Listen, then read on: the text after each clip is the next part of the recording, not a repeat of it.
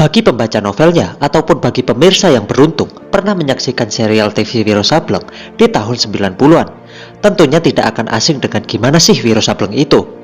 Buat yang sama sekali awam, ada baiknya menyimak penggalan lirik lagu serial tersebut. Buat si tua, si bayi. Sungguh tepat menyimpulkan seperti apa Wiro Sableng. Film kerjasama Live Like Picture dengan 20th Century Fox ini dengan sangat tepat menghadirkan kembali style dan roh dari serial lama ini.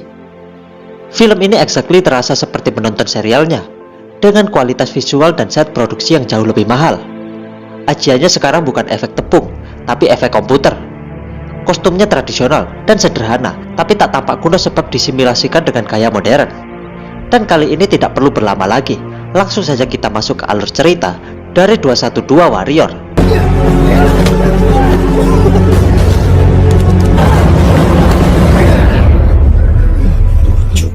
Tapi sebelumnya jangan lupa subscribe dan nyalakan loncengnya. Kalau sudah, mari kita bahas filmnya.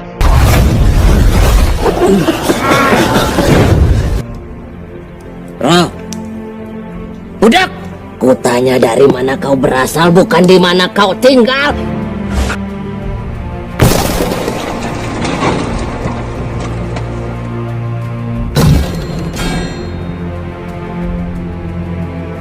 Film diawali dengan diperlihatkan kelompok pemberontak yang diketuai Mahesa Birawa sedang menyerang sebuah desa bernama Jatiwalu. Kemudian Mahesa Birawa sampai di sebuah rumah milik Rana Walang atau yang biasa dipanggil Raden. Dan terjadi pertempuran antara mereka. Anak Rana Walang yang bernama Wiro dan istrinya yang bernama Suci bersembunyi di rumah. Namun karena Rana Walang kalah, Suci memutuskan untuk keluar dan membantunya. Namun hal itu tidak cukup membantu, dan akhirnya Suci dibunuh Mahesa Birawa. Wiro yang bersembunyi di rumah akhirnya ketahuan dan ditangkap, kemudian rumah mereka dibakar. Dan saat akan dilempar ke api, tiba-tiba ada seorang wanita tua yang menyelamatkan dia, dan dia adalah Sinto Gendeng. Singkat cerita, Wiro dilatih setiap hari oleh Sinto Gendeng di dalam hutan selama 17 tahun sampai dia dewasa.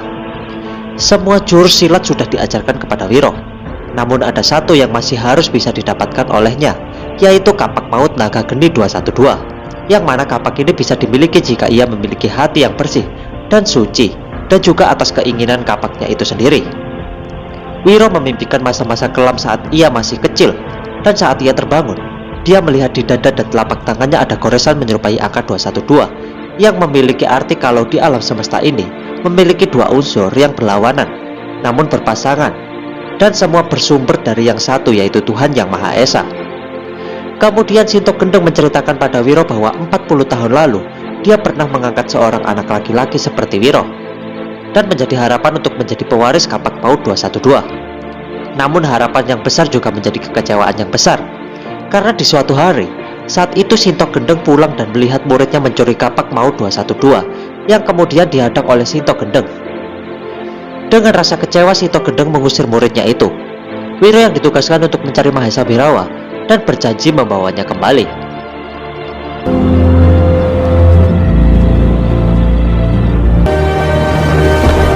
Kita pasti akan bertemu.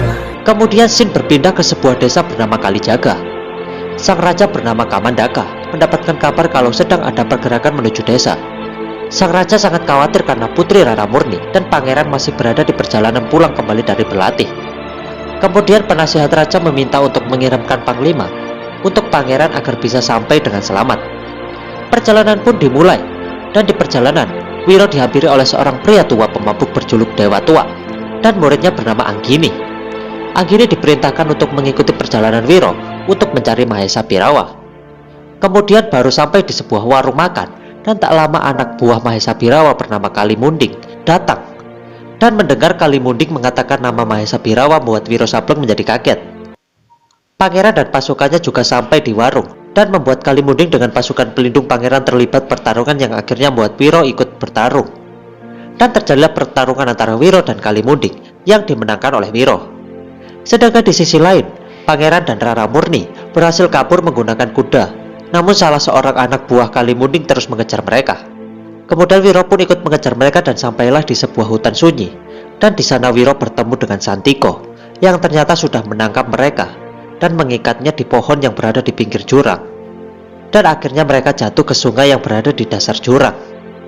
Di sini Anggini juga berhasil mengejar Wiro yang mengira kalau Santiko itu adalah anak buah Mahesa Birawa. Jadi dia langsung menyerang begitu aja.